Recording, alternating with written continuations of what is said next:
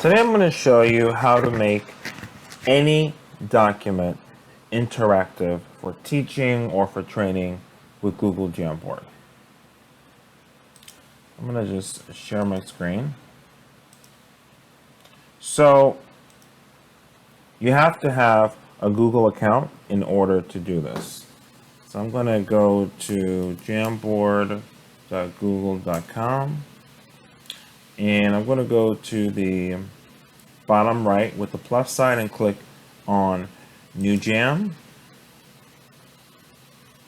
All right, so in order to place a document on the screen, you have to change the document to an image file.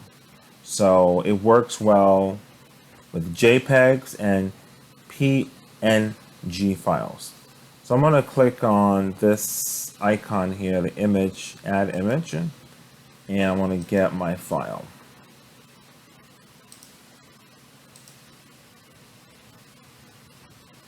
All right, so this is a math sheet, and I am in tablet mode.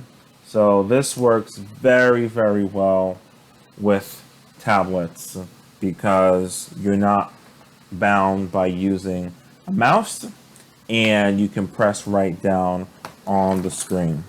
So I now need to zoom into the area that I want to write. So I'm going to go to the zoom function and I'm going to zoom in on the area that I want to write. So there's the area that I want to write in. So I'm just going to go first through the menu of icons here. So here we have the writing icon. You can pick what type of writing utensil you want to use. So you have a pen, marker, highlighter, a brush. Then you have your colors you can choose. You have your eraser, the select tool. You have the sticky note tool, your image tool. You have your shape tool. You have your text box, and you have your area highlighter. So the area highlighter is that. Okay, so what basically Jamboard is, it's a whiteboard, and it's completely free. Now, I'm gonna demonstrate how to use this. So I'm gonna go to my pen tool. I'm gonna solve 8, 2, 0, 8, 2. So you get the idea. I don't like this 8, so I'm gonna erase that.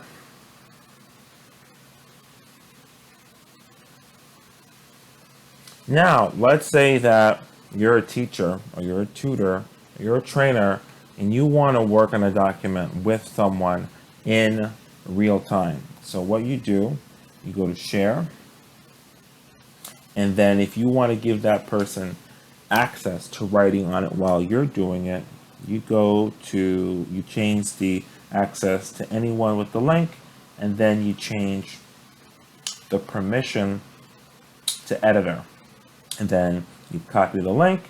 And then if you don't want the person to be an editor, just to be a viewer, then you would change it to viewer, and then you would copy the link.